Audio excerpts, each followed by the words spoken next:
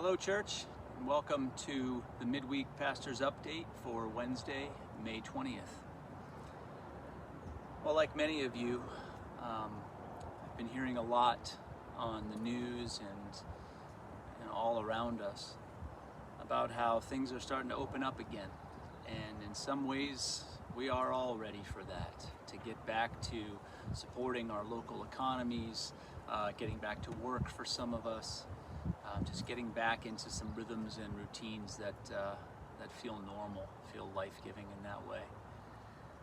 But I also think a lot of us recognize that there's a lot of ways that we're not ready, and we're facing some pressure, both from without in the world, that's sort of saying, hey, let's get started again, and then also from within, those places where we're internally driven and motivated to kind of return. I've been getting a lot of questions, texts, emails, messages about, so what can you say about when's church going to start again? And while I resonate, I totally get the desire that many of you have and that I certainly share in being together again in physical connection and community. Right now it simply feels too soon. It's too soon for us to kind of begin looking at that process, at least in the near term. We've gotten advice from our denomination, from the United Church of Christ, and also our conference, the Northern California and Nevada Conference, advising us to really go slowly with this, and that will be our course of action. It has been and it will continue to be. Because for us as a church with many older members, the truth is it's not just about creating safe places to gather, but about accommodating people and the hearing needs and the visual needs and all those things. So if we were to have, say, outdoor worship in the near term, there are some ways that sounds really positive, but it's also, it's fraught with a lot of challenges as well. And so right now, while we have a good thing going in these video messages and the weekly video worship, we're going to stick with that. Also because, as we've shared in various formats already, but our approach is we don't want to make our congregation part of the initial sort of human experiment of what it might look like to get back into more physical connection with each other. So just know that we are staying in contact with people who provide wisdom and knowledge, but also that we're approaching this very carefully, very cautiously, not with fear, but just recognizing that there's no need to rush into this. So that will be our tact.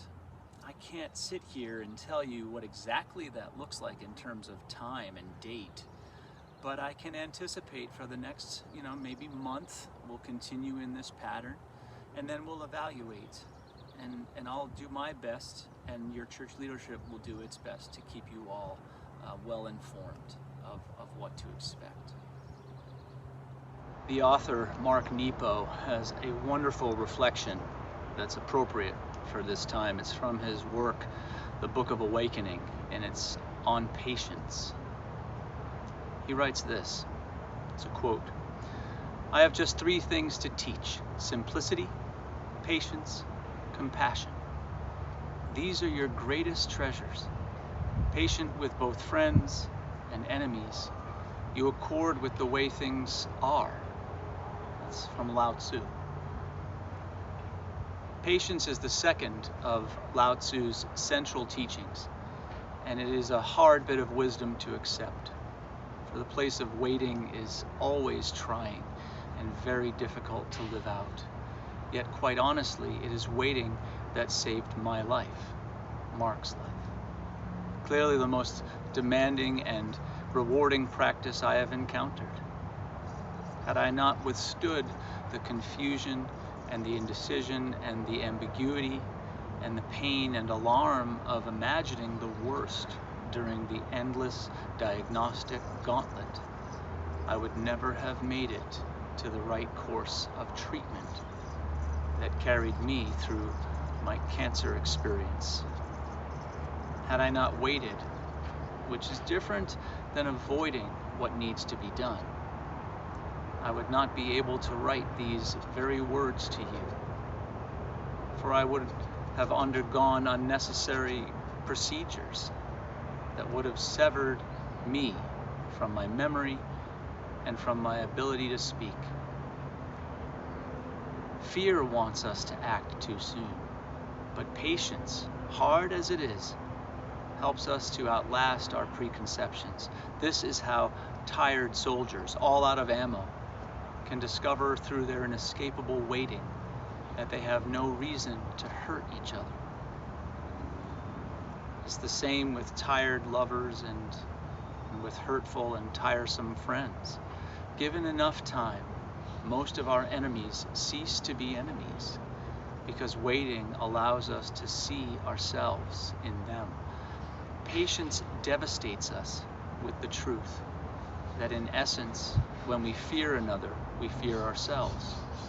When we distrust another, we distrust ourselves. When we hurt another, we hurt ourselves. When we kill another, we kill ourselves.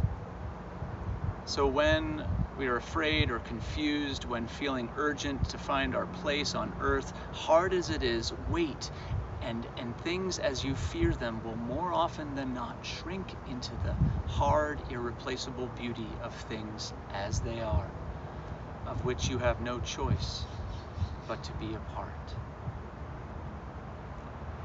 Friends, I hope that Mark Nepo's wise words will give us that permission to stay in that space of patience, not resisting the appropriate movement forward, but not rushing anywhere out of fear or out of a sense of just frenetic desire in any way. We hold each other in that space of love and respect and compassion that allows us to be strong as a community, and maybe even stronger because we love each other enough to continue to remain physically distant, yet deeply spiritually connected. May connection find you today and each day. And as always, may you be held in the love and the peace of Christ.